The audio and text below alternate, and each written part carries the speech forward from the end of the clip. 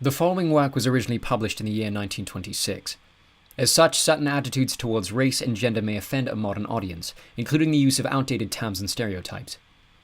In the interest of authenticity, this story was left in its original form for the narration, save for a single slur which would be offensive to modern audiences. Said slur was changed in this narration to a similar but less offensive term which would have been common language at the time of the story's publication. Listener discretion advised. The Three Gables by Sir Arthur Conan Doyle. Narrated by Echo Wirm. I don't think that any of my adventures with Mr. Sherlock Holmes open quite so abruptly, or so dramatically as that which I associate with the Three Gables. I had not seen Holmes for some days and had no idea of the new channel into which his activities had been directed. He was in a chatty mood that morning, however, and he had just settled me into the well-worn low armchair on one side of the fire, when he had curled down with his pipe in his mouth upon the opposite chair, when our visitor arrived. If I had said that a mad bull had arrived, it would give a clear impression of what occurred. The door had flown open, and a huge negro had burst into the room. He would have become a comic figure if he had not been terrific, for he was dressed in a very loud grey check suit with a flowing salmon-coloured tie. His broad face and flattened nose were thrust forward, and his sullen dark eyes, with a smouldering gleam of malice in them, turned from one of us to the other. "Which of you gentlemen is Master Holmes?" he asked. Holmes raised his pipe with a languid smile. "Oh, it's you, isn't it?" said our visitor, coming with an unpleasant stealthy step around the angle of the table. "See here, Master Holmes, you keep your hands out of other folks' business. Leave folks to manage their own affairs. Got that, Master Holmes?" "Keep on talking," said Holmes. "It's fine." "Oh, it's fine, is it?" growled the savage. "I won't be so damn fine if I have to trim you up a bit. I've handled your kind before now, and they didn't look fine when I was through with them. Look at that, Master Holmes." He swung a huge knotted lump of a fist under my friend's nose. Holmes examined it closely with an air of great interest. "Were you boned so?" he asked. "Or did it come by degrees?" It may have been the icy coolness of my friend, or it may have been the slight clatter which I made as I picked up the poker. In any case, our visitor's manner became less flamboyant. "Well, I've given you a fair warning," said he. "I've a friend that's interested out our way. You know what I'm meaning. And he don't intend to have no button in by you, got that? You ain't the law, and I ain't the law either. You come in, I'll be hand also. Don't you forget me." "I've wanted to meet you for some time," said Holmes. "I won't ask you to sit down, for I don't like the smell of you. But aren't you Steve Dixie, the bruiser?" "That's my name, Master Holmes, and you'll get it put through for sure if you give me any lip." "It is certainly the last thing you need," said Holmes, staring at her visitor's hideous mouth. "But it was the killing of young Parkins outside the Holborn bar. What, you're not going?" The negro had sprung back, and his face was leaden. "I won't listen to no such talk," said he. "What have I to do with this here Parkins, Master Holmes? I was training at the bullring in Birmingham when this boy done get into trouble." "Yes, you'll tell the magistrate about it, Steve," said Holmes. "I've been watching you and Barney Stockdale." "So help me the Lord, Master Holmes." "That's enough. Get out of it. I'll pick you up when I want you." "Good morning, Master Holmes. I hope there ain't no hard feelings about this here visit." "There will be, unless you tell me who sent you." "Why, there ain't no secret about that, Master Holmes.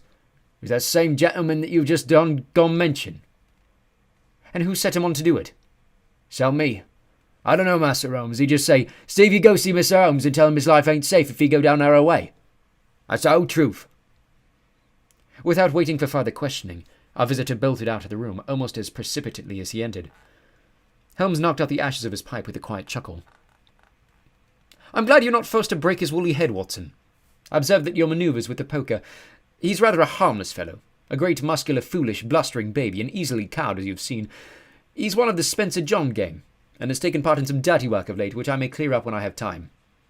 His immediate principal, Barney, is a more astute person.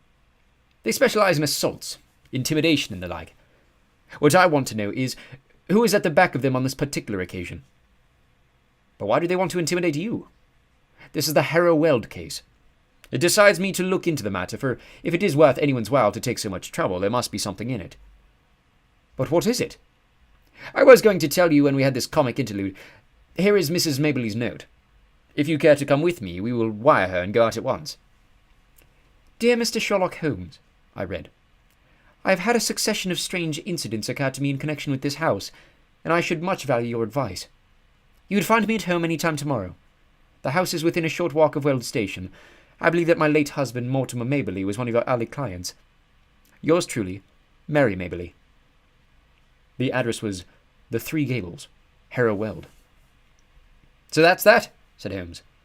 "And now if you can spare the time, Watson, we will get upon our way." A short railway journey and a shorter drive brought us to the house, a brick and timber villa standing in its own acre of undeveloped grassland. 3 small projections above the upper windows made a feeble attempt to justify its name. Behind was a grove of melancholy. Half-grown pines, and the whole aspect of the place was poor and depressing. Nonetheless, we found the house to be well furnished, and the lady who received us was most engaging, who bore every mark of refinement and culture.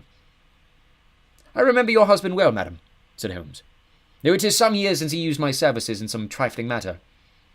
"Probably you'd be more familiar with the name of my son, Douglas." Holmes looked at her with great interest. "Dear me! Are you the mother of Douglas Maberly? I knew him slightly, but of course all London knew him. What a magnificent creature he was.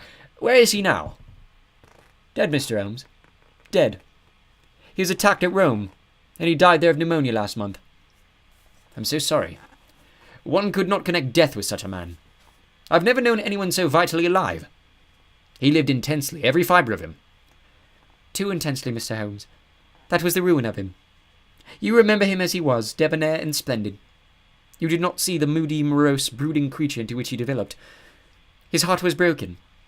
In a single month I seemed to see my gallant boy turn into a worn-out, cynical man." "A love affair? A woman?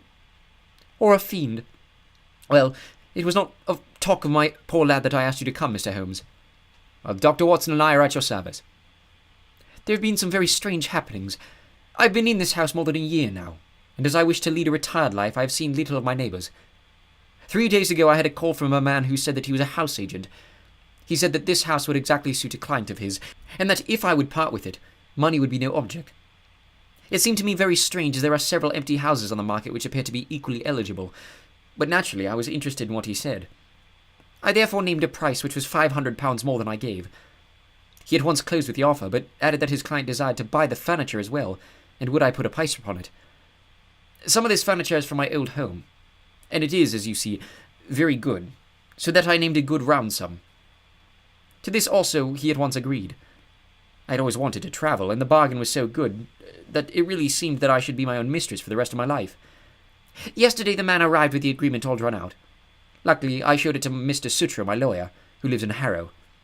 He said to me, 'This is a very strange document. Are you aware that if you sign it you could not legally take anything out of the house, not even your own private possessions?' When the man came again in the evening I pointed this out, and I said that I meant only to sell the furniture. 'No, everything,' said he. 'But my clothes, my jewels?' 'Well, some concession might be made for your personal effects, but nothing shall go out of the house unchecked. My client is a very liberal man, but he has his fads and his own way of doing things. It is everything or nothing with him.' 'Well, then it must be nothing,' said I. And there the matter was left, but the whole thing seemed to me so unusual that I thought—" Here we had a very extraordinary interruption. Holmes raised his hand for silence. Then he strode across the room, flung open the door, and dragged in a great gaunt woman whom he had seized by the shoulder. She entered with ungainly struggle of some huge awkward chicken, torn squawking out of its coop. "Leave me alone! What are you doing of?" she screeched. "Why, Susan, what is this?" "Well, ma'am, I was coming to ask if the visitors were staying for lunch when this man jumped out at me." I've been listening to her for the last 5 minutes, but did not wish to interrupt your most interesting narrative. Just a little wheezy, Susan, are you not? You breathe too heavily for that kind of work." Susan turned a sulky but amazed face upon her captor. "Who be you anyhow? And what right have you of pulling me about like this?" "It was merely that I wished to ask a question in your presence. Did you, Mrs. Maberly, mention to anyone that you were going to write to me and consult me?" "No, Mr. Holmes, I did not." "Who posted your letter?" "Susan did." "Exactly. Now, Susan, to whom was it that you wrote or sent a message to say that your mistress was asking advice from me?" "It's a lie. I sent no message." "Now, Susan, wheezy people may not live long, you know. It's a wicked thing to tell fibs. Whom did you tell?" "Susan!" cried her mistress. "I believe you are a bad, treacherous woman. I remember now that I saw you speaking to someone over the hedge." "That was my own business," said the woman sullenly. "Suppose I tell you that it was Barney Stockdale to whom you spoke," said Holmes. "Well, if you know, what do you want to ask for?" "I was not sure, but I do know now. Well now, Susan, it will be worth £10 to you if you will tell me who is at the back of Barney." "Someone that could lay down £1,000 for every 10 you have in the world." "So a rich man?" No, you smiled a rich woman. Now we've gone so far, you may as well give the name and earn the tenner. I'll see you in hell first. Oh, Susan, language. I'm clearing out of here. I've had enough of you all. I'll send for my box tomorrow. She flounced for the door. Goodbye, Susan. Paregoric is the stuff. Now, he continued, turning suddenly from lively to severe when the door had closed behind the flushed and angry woman. This gang means business. Look how close they play the game. Your letter to me had the 10 p.m. postmark, and yet Susan passes the word to Barney. Barney has time to go to his employer and get instructions. He or she, I incline the latter from Susan's grin when she thought I had blundered, forms a plan. Black Steve is called in, and I am warned off by 11 o'clock the next morning. That's quite work, you know. But what do they want? Yes, that is the question. Who had the house before you? A retired sea captain called Ferguson. Anything remarkable about him? Not that I ever heard of. I was wondering whether he could have buried something. Of course, when people bury treasure nowadays, they do it in post office bank. But there are always some lunatics about. It would be a dull world without them. At first I thought of some buried valuable. But why, in that case, should they want your furniture? You don't happen to have a Raphael or a First Folio Shakespeare without knowing it? No. I don't think I have anything rarer than a Crown Derby tea set. That would hardly justify all this mystery. Besides, why should they not openly state what they want? If they covet your tea set, they can surely offer a price for it without buying you out. Lock, stock, and barrel. No. As I read it, there is something which you do not know that you have, and which you would not give up if you did know. That's how I read it, said I. Dr. Watson agrees, so that settles it. Well, Mr. Holmes, what can it be? Let us see whether this purely mental analysis we can get into a finer point. You've been in this house a year, or nearly 2. All the better. During this long period, no one wants anything from you, and now suddenly within 3 or 4 days you have urgent demands. What would you gather from that? It can only mean, said I, that the object, whatever it may be, has only just come into the house. Settled once again, said Holmes. Now, Mrs. Mabley, has any object arrived? No, I've bought nothing new this year. Indeed, that is very remarkable. Well, I think we'd best let matters develop into a little further until we have a clearer data. Is that lawyer of yours a capable man? Mr. Sutro is most capable. Have you another maid, or was the fair Susan who has just banged your front door alone? I have a young girl. Try and get Sutro to spend a night or 2 in the house. You might possibly want protection. Against whom? Who knows? The matter is certainly obscure. If I can't find what they're after, I must approach the matter from the other end to try to get the principal. Did this house agent man give any address? Simply his card and occupation. Haynes Johnson, auctioneer and valuer. I don't think we shall find him in the directory. Honest businessmen don't conceal their place of business. Well, you let me know any fresh development. I have taken up your case, and you may rely upon it that I shall see it through. As we passed through the hall, Holmes's eyes, which missed nothing, lighted upon several trunks and cases which were piled in a corner. The labels shone out upon them. Milano, Lucerne, those are from Italy. They're Port Douglas's things. Have you not unpacked them? How long have you had them? They arrived last week. But you said... Why, surely this might be the missing link. How do we know that there is not something of value there? There could not possibly be, Mr. Holmes. Poor Douglas had only his pay and a small annuity. What could he have of value? Holmes was lost in thought. Delay no longer, Mrs. Mabley, he said at last. Have these things taken upstairs to your bedroom. Examine them as soon as possible and see what they contain. I will come tomorrow and hear your report. It was quite evident that the Three Gables was under very close surveillance, for as we came round the high hedge at the end of the lane, there was the Negro prizefighter standing in the shadow. We came on him quite suddenly, and a grim and menacing figure he looked in that lonely place. Holmes clapped his hand to his pocket. Looking for your gun, Master Holmes? No, for my scent bottle, Steve. You are funny, Master Holmes, ain't you? It won't be funny for you, Steve, if I get after you. I gave you fair warning this morning. Well, Master Holmes, I don't go and think over what you said, and I don't want no more talk about that affair of Master Perkins. Suppose I can help you, Master Holmes? I will. Well, then tell me who's behind you on this job. So help me the Lord, Master Holmes. I told you the truth before. I don't know. My boss Barney gives me orders, and that's all.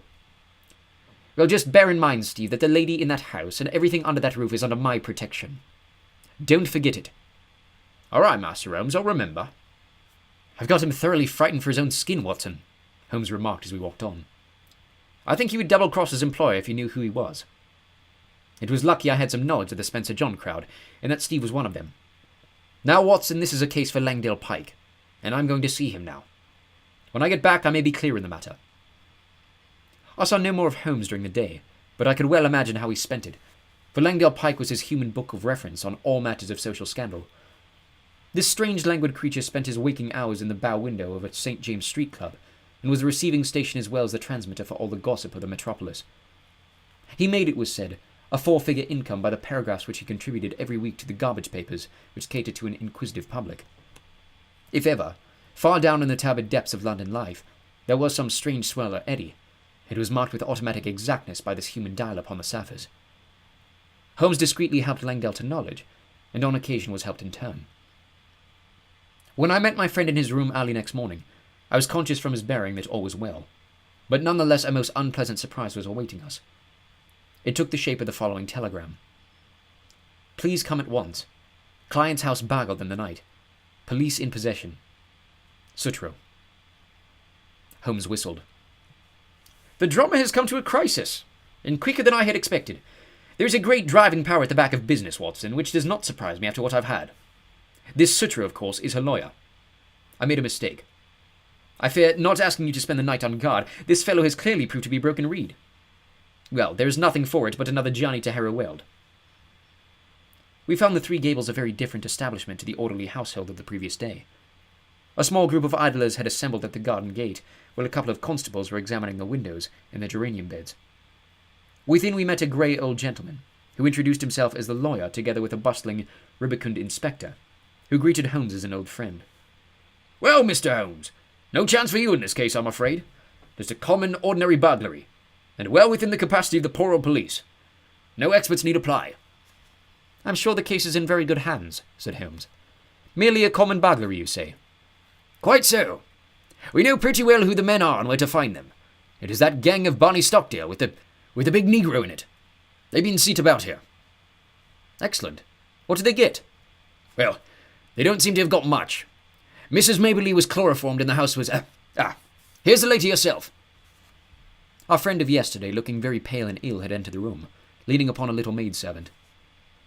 "You gave me good advice, Mr. Holmes," said she, smiling ruefully. "Alas, I did not take it. I did not wish to trouble Mr. Sutro, and so I was unprotected." "I only heard of it this morning," the lawyer explained. "Mr. Holmes advised me to have some friend in the house. I neglected his advice, and I have paid for it." "You look wretchedly ill," said Holmes. "Perhaps you are hardly equal to telling me what occurred." "It is all here," said the inspector, tapping a bulky notebook. "Still, if the lady is not too exhausted—" "There is really so little to tell. I have no doubt the wicked Susan has planned an entrance for them. They must have known the house to an inch. I was conscious for a moment in the chloroform rag which was thrust over my mouth, but I have no notion how long I may have been senseless. When I woke, one man was at the bedside, and another was rising with a bundle in his hand from among my son's baggage, which was partially opened and littered over the floor. Before he could get away, I sprang up and seized him."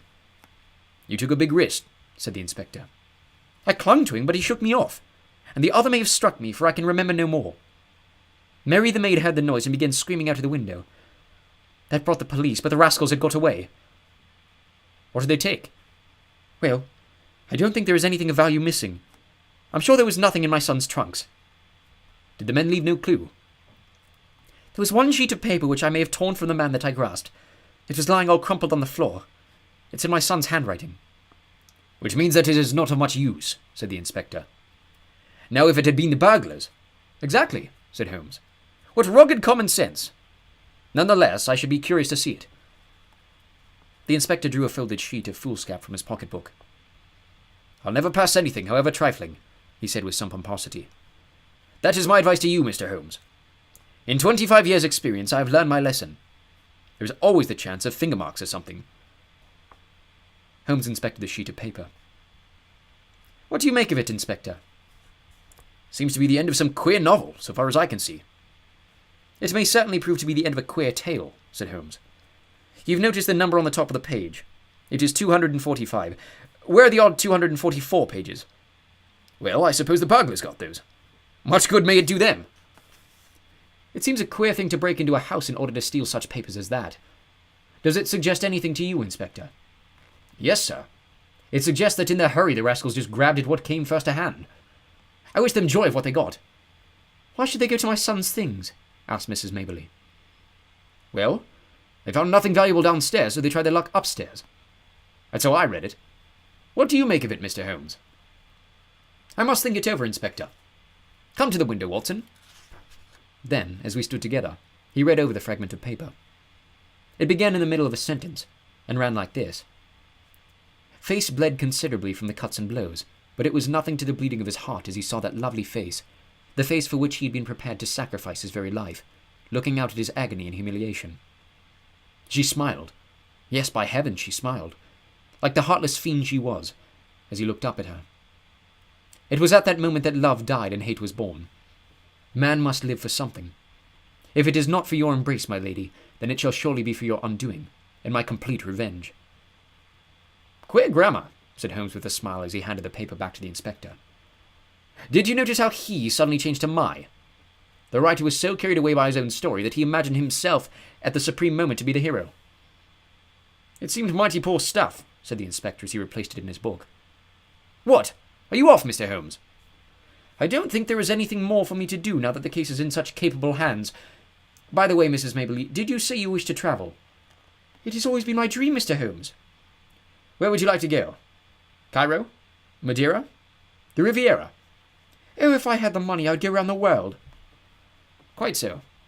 Round the world. Well, good morning. I may drop you a line in the evening."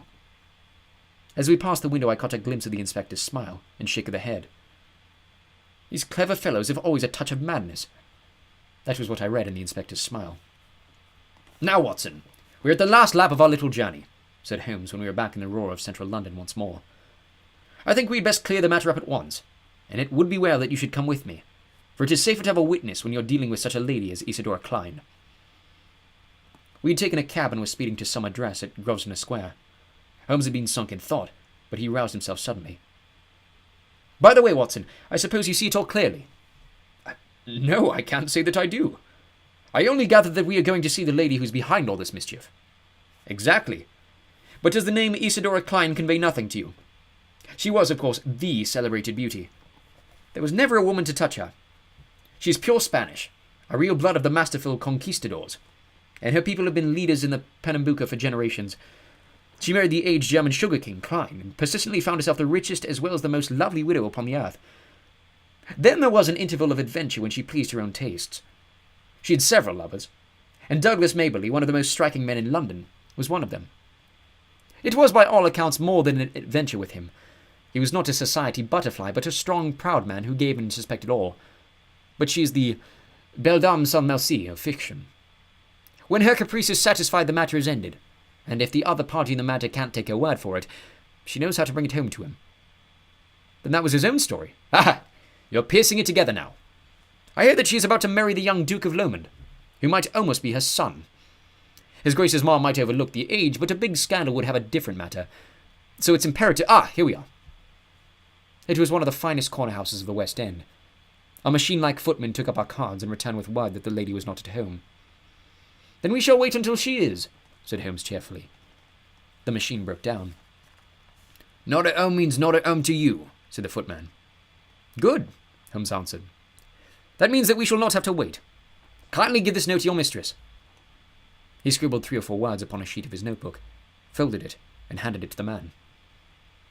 "What did you say, Holmes?" I asked. "I simply wrote, 'Shall it be the police, then?' I think that should pass us in."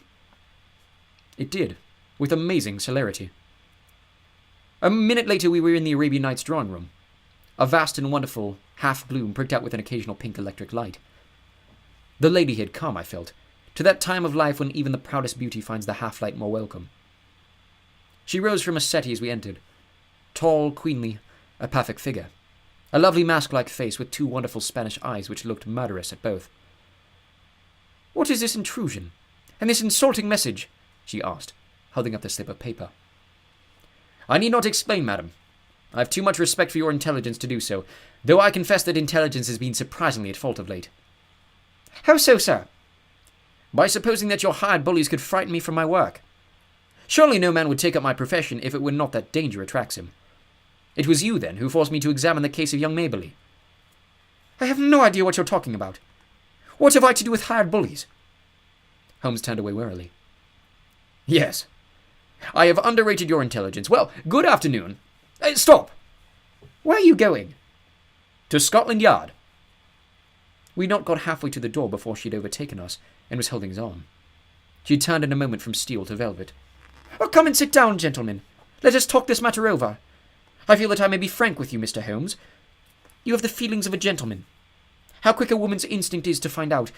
I will treat you as a friend." "I cannot promise to reciprocate, madam. I'm not the law, but I represent justice so far as my feeble powers go. I am ready to listen, and then I will tell you how I will act." "No doubt it was foolish of me to threaten a brave man like yourself." "What was really foolish, madam, is that you have placed yourself in the power of a band of rascals who may blackmail or give you away." "No, no, I'm not so simple. Since I've promised to be frank, I may say that no one, save Barney Stockdale and Susan his wife, have the least idea who their employer is. As to them, well, it is not the first." She smiled and nodded with a charming, coquettish intimacy. "I see. You've tested them before." "They are good hounds who run silent. Such hounds have a way, sooner or later, of biting the hand that feeds them. They will be arrested for this burglary. The police are already after them." "They will take what comes to them. That is what they are paid for. I shall not appear in the matter." "Unless I bring you into it." "No, no, you would not. You are a gentleman. It is a woman's secret. In the first place, you must give back this manuscript." She broke into a ripple of laughter and walked to the fireplace. There was a calcined mass which she broke up with a poker. "Shall I give this back?" she asked.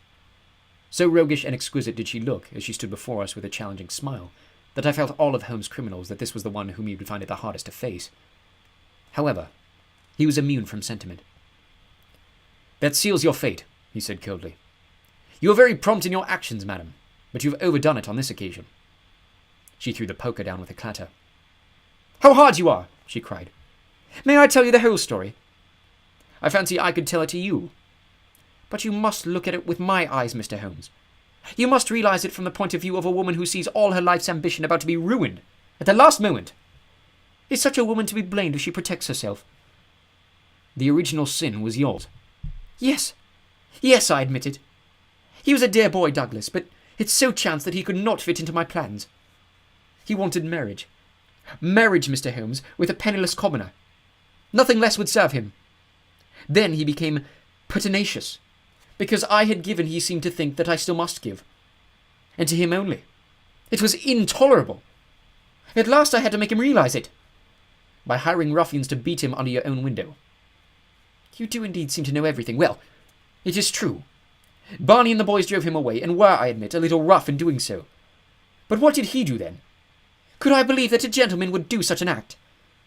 He wrote a book in which he described his own story. I, of course, was the wolf, he the lamb. It was all there, under different names, of course, but who, in all London, would have failed to recognize it? What do you say to that, Mr. Holmes? Well, he was within his rights. It was as if the air of Italy had gotten into his blood and brought with it the old cruel Italian spirit. He wrote to me and sent me a copy of his book, that I might have the torture of anticipation. There were 2 copies, he said, one for me, one for his publisher. How did you know the publishers had not reached him? I knew who his publisher was. It is not his only novel, you know. I found out that he had not had from Italy. Then came Douglas's sudden death, so long that the other manuscript was in the world, there was no safety for me. Of course, it must be among his effects, and these would be returned to his mother. I set the gang at work. One of them got into the house as servant. I wanted to do the same thing, honestly. I really and truly did. I was ready to buy the house and everything in it. I offered any price she cared to ask. I only tried the other way when everything else had failed. Now, Mr. Holmes, granting that I was too hard on Douglas, and God knows I'm sorry for it, what else could I do with my whole future at stake? Sherlock Holmes shrugged his shoulders. Well, well, said he. I suppose I shall have to compound a felony as usual. How much does it cost to go round the world in first-class style? The lady stared in amazement. Could it be done on £5,000? Well, I should think so indeed. Very good. I think you will sign me a cheque for that, and I will see that it comes to Mrs. Maberley. You owe her a little change of air. Meantime, lady," he wagged a cautionary finger, "have a care. Have a care. You can't play with edge tools forever without cutting those dainty hands."